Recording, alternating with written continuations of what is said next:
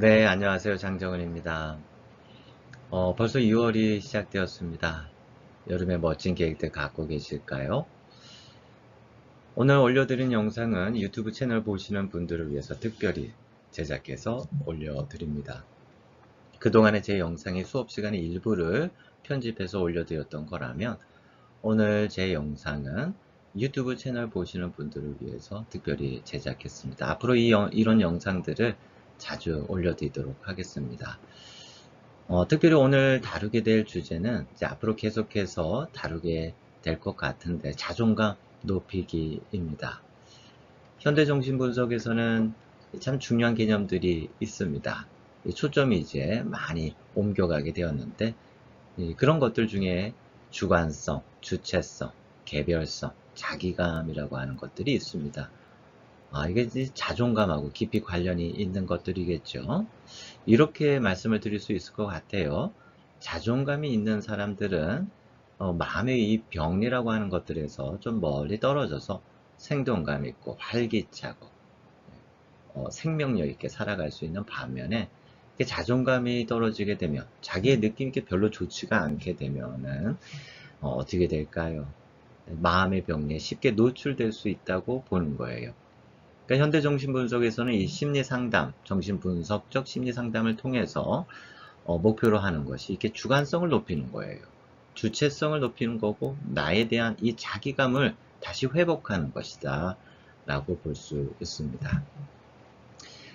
자존감을 어떻게 높일 수 있을까요? 이 영상 말미에도 힌트나 혹은 팁을 드릴 수 있을 것 같은데요. 오늘은 특별히 거울이라는 개념, 이 정신분석에서는 거울이라는 개념이 참 중요하거든요. 이 거울이라는 개념을 좀 설명드리면서 어떻게 하면 자존감을 높일 수 있을지 여러분 한번 스스로도 생각해 볼 수 있는 좋은 기회가 되지 않을까 싶습니다. 여러분 거울이라는 이 개념은 라깡도 이야기했고요. 자기심리학의 하인즈 코어도 거울에 대해 이야기했습니다. 저는 충무로를 참 좋아합니다. 영화의 거리죠. 근데 남산 올라가는 길에 보면요. 이 충무로에서 여러 거울들이 있습니다. 누가 설치했는지 모르지만 볼록 거울, 오목 거울, 그리고 평거울이 있어요. 그 거울들 앞에 섰을 때 볼록 거울은 제가 이렇게 뚱뚱해 보이고요. 오목 거울에 서게 되면 이렇게 헐쭉해 보입니다. 이 평거울은 있는 그대로 나를 비춰주게 되지요. 네, 나를 어떻게 비춰지느냐에 따라서 그 이미지가 달라지게 됩니다. 우리가 그 거울 앞에 섰을 때 그 거울이 비춰주는 이미지는 그게 실제 나일까요? 나이기도 하지만 그것은 나에 대한 이미지이죠. 락강이나 하인즈 콧이 얘기하는 게 마찬가지입니다. 우리는 태어나서 죽을 때까지 거울 앞에 서게 되는데 여기서 말하는 거울은 사람이라는 거울이에요. 사람이 나를 어떻게 비춰주느냐에 따라서 나에 대한 이미지가 생겨나게 되는 겁니다. 그러니까 락강의 경우에 있어서는 우리가 곰곰이 생각했을 때 이게 나다라고 생각하는 이 모든 것들의 이 실상이 사실은 허상일 수 있다고 이야기하는 거예요. 그 누군가가 나를 그렇게 비춰줬기 때문에 그렇게 자아가 생겨나는 거죠. 네. 그러니까 누군가가 나를 어떻게 비춰주느냐. 우린 처음에 태어나서 부모라는 거울을 보게 됩니다. 그 부모라는 거울이 나를 어떻게 비춰주느냐에 따라 나에 대한 이미지가 다르게 생겨날 수밖에 없어요. 부모가 우리를 참 너는 귀한 존재이다. 너는 참 가치 있는 사람이다. 라고 하는 느낌을 심어준다면 여러분 그 거울 앞에서 나는 참 가치 있고 특별한 사람이라는 느낌을 갖게 될 겁니다. 이게 거울의 효과입니다. 하지만 제가 뭐 심리상담, 놀이치료, 또 부모 교육에서 만났을 때 부모님들이 얘기해요. 쟤는 참 왠지 준 것 없이 미운 자녀들이 있다. 그렇게 이야기합니다.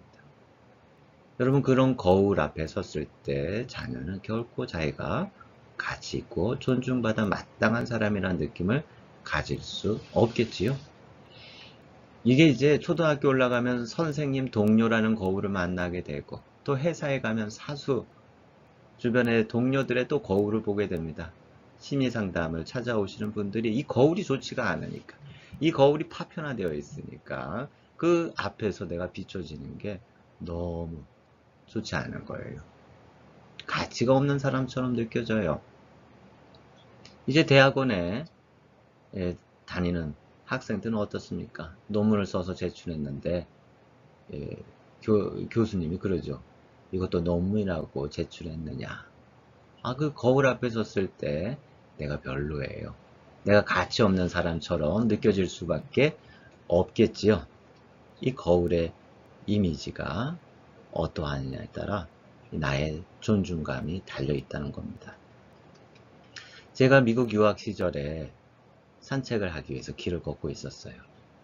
미국의 집들이 이렇게 단독주택이 띄엄띄엄 있는 거리가 참 많습니다. 그런 전경이 참 많이 펼쳐지는데 한 아이가 벌게 벗고 옷을 하나도 걸치지 않고 이 자전거를 타고 쭉 내려오는 거예요. 세발 자전거를 타고. 보통 이제 한 3살에서 5살 난 아이가 자기 신체를 과시하고 보여주려고 하는 욕구가 있습니다. 이건 아주 자연스러운 욕구입니다. 그러니까 이 아이가 자전거를 타고 막 내려오는 거죠. 또 길가에 차가 있으니까 이 아이가 위험하지는 않을까 저는 옆에서 지켜보고 있었습니다. 근데 그 집에서 어머니가 막 뛰어내려 오셨어요. 어떤 일이 펼쳐질까 숨을 죽이고 지켜보고 있었죠. 그 어머니가 그 아이를 갑자기 포옹하시더니 그렇게 이야기하시는 거예요. 마이클, 너의 엉덩이는 어쩜 이렇게 신이 내려주신 예쁜 오리 엉덩이일까? 그리고 너의 찌찌는 어쩜 이렇게 아름다운 핑크빛 찌찌일까? 하면서 이렇게 스킨십을 해주는 거예요. 여러분, 그 부모라는 거울 앞에 섰을 때 아이는 어떨까요? 내 신체가 참 괜찮은, 가치 있는 그런 신체로 경험되지 않을까요? 근데 이런 거울 앞에 서게 되었을 때 우리의 자존감이 높아질 수밖에 없습니다. 제가 귀국을 하고 이 유사한 상황이 놀이터에서 펼쳐지고 있었습니다. 아파트 놀이터에서 펼쳐지고 있었는데 아이가 벌게 벗고 막 뛰어나오는 거예요. 또 뒤를 따라서 어머니가 쫓아옵니다. 저는 숨을 죽여서 어떤 일이 펼쳐질까 지켜보고 있었는데 어머니께서 그 아이를 안는 듯 싶더니 높게 팔을 지켜 올려 그 등에 스매싱을 날렸습니다. 들어가서 옷 입어. 지 아빠 닮아서 변태 같기는. 그렇게 이야기를 하시더라고요. 그 한국 어머니가 이 아이를 사랑하지 않는 건 아닙니다. 그런데 그 거울 앞에 섰을 때 이 아이는 어떻습니까? 변태같이 느껴지는 거예요. 내가 뭔가 이상한 사람처럼 경험될 수가 있습니다. 그게 자기를 구성하는 중요한 요소들이 될 수밖에 없습니다. 그러므로 여러분 곰곰이 한번 생각해 보세요. 이게 나다라고 그동안 살아왔는데 그 나라고 하는 구성된 이미지도 한번 점검해 보시기 바랍니다. 그게 정말 나를 보여주는 것일까요? 그게 정말 나일까요? 아니면 부모의 기대와 요구로 구성된 나일까요? 뭘까요? 바로 거기에서부터 여러분 우리의 이 자존감 높이기 프로젝트는 시작될 수 있다고 생각합니다. 제 이름을 보시면 베풀장, 바를정, 은혜은이라고 여러분 저희 아버지의 기대와 요구가 여기에 다 숨겨져 있지 않습니까? 베풀고 바르고 은혜롭게 살아라 라고 하는 어떤 저에 대한 기대와 요구가 여기에 숨겨져 있습니다. 그렇다 보니까 저는 당연히 어린 시절부터 베풀고 은혜롭고 바르러야 하는 그런 어떤 그게 나라고 생각하는 그런 경향이 컸었겠죠. 물론 그게 내가 아닌 것은 아닙니다. 하지만 그것을 포함해서 나라는 존재는 더 큰 존재라고 여러분 볼 수가 있습니다. 우리가 어떤 거울 앞에 섰을 때 정말 나를 발견하기 좋을까요? 나를 있는 그대로 비춰주는 거울, 조건 없이 비춰주는 거울 앞에서 우리는 참된 나를 발견할 수가 있게 됩니다. 사실 심리상담이라고 하는 것들이 이런 조건 없는 거울 앞에 서는 것이다 라고 이해할 수도 있습니다. 우리는 조건 없이 우린 누군가를 비춰주는 그 상담사라는 거울 앞에서 나 자신을 찾을 수 있겠지요. 여러분이 제가 이 사진을 특별히 오늘 거울 개념을 설명하면서 말씀드리는 이유는 제가 지난번에 거제도에 갔었는데요. 한 카페에서 화장실을 갔는데 참 놀라운 전경을 발견했습니다. 이 화장실 건너에는 이렇게 아름다운 해변이 보이는 거예요. 근데 또 다른 한편, 여기서는 잘 보이진 않지만 제 모습도 비춰집니다. 여기 아마 발견하신 분들도 있을 거예요. 제 검은 사진을 찍고 있는 저를 보실 수가 있을 거예요. 이것이 상징하는 바는 저는 되게 컸다고 생각합니다. 네, 이 유리 너머에 더 큰 세계가 존재합니다. 거울에 비친 나를 나의 전부라고 생각하시면 안 됩니다. 그 너머에는 더 많은 나에 대한 가능성, 잠재력들이 숨어 있는 거예요. 그것을 발견할 수 있어야 되겠죠. 나란 존재가 얼마나 큰 존재인지를 아셔야 됩니다. 만약 우리가 누군가의 기대와 요구 속에서 세워진 내가 나라고 생각한다면 자존감 관리가 되게 어려워집니다. 나는 일을 완벽하게 처리하는 사람이야. 나는 모든 것을 다 꼼꼼하게 성실하게 처리하는 사람이야 라고 여러분 스스로를 자리매김하게 되면요, 그렇지 못하는 경우가 발견될 때마다 자존감이 떨어지는 거예요. 오타가 발견돼도 나는 진짜 형편없는 인간이야, 이 존중감이 떨어지는 겁니다. 우리는 그것보다 더 큰 존재예요. 나는 완벽해야 되고 늘 최고여야 하고 늘 우월된 입장에 있어야 하고, 그렇게 된다면 여러분, 저는 확신 있게 말씀드릴 수 있습니다. 자존감 관리 진짜 어렵게 됩니다. 마음의 병리에 아주 쉽게 노출될 수밖에 없습니다. 제가 그동안 우울증이 심각한 많은 분들을 만났는데요. 그분들이 여성분들의 경우에는 하나같이 미인들이고 남성분들의 경우에는 진짜 멋진 분들입니다. 이게 어린 시절부터 어떤 거울 앞에 서게 되냐면 아니 너는 예쁘다, 예쁘다, 잘생겼다, 멋있다, 이런 얘기를 과도하게 듣고 자란 사람들은 그게 나라고 생각하는 거예요.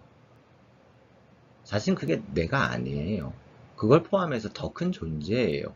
그런데 그게 나라고 생각하면 어느 단체나 공동체나 모임에 가서도 내가 최고여야 합니다. 내가 제일 예뻐야 하고 제일 멋있어야 해요. 근데 그렇게 되지 않을 때가 있잖아요. 그러면 자존감이 무너지게 됩니다. 그리고 예쁜 누군가가 나타나면 시술했어, 저거 뭐 원래 제 얼굴 아니야, 뭐 이렇게 하면서 평가절하하게 되는 일들이 펼쳐지게 됩니다. 여러분, 자존감을 높이기 위해서는요, 그동안 나를 구성하는 그 누군가의 기대와 요구 때문에 생겨난 그런 자기의 이미지, 그 자기를 한번 점검해 볼 필요가 있습니다. 그리고 상상력을 동원해서 우리가 조건 없이 우리를 이해해주는, 있는 그대로 우리를 비춰주는 그 거울 앞에 섰다고 연습해 보는 거예요. 이게 중요한 연습입니다. 조건 없이 우리를 비춰주는 그 누군가, 우리를 있는 그대로 비춰주는 그 누군가 앞에서 섰을 때 나는 어떤 존재인가, 상상력을 동원하는 겁니다. 그 속에서 내가 누구인지를 하나씩 알게 됩니다. 물론 이제 그렇게 조건 없이 나를 비춰주는 상담가 앞에 서서 나를 점검해보는 이 심리상담은 누구에게나 필요할 수 있습니다.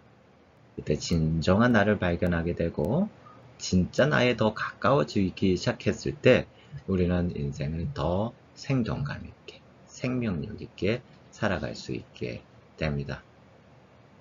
저 거울 너머에 더 큰 세상이 존재합니다. 여러분, 이 여름에도 멋진 계획, 즐거운 계획들 많이 세워보시면 좋겠습니다.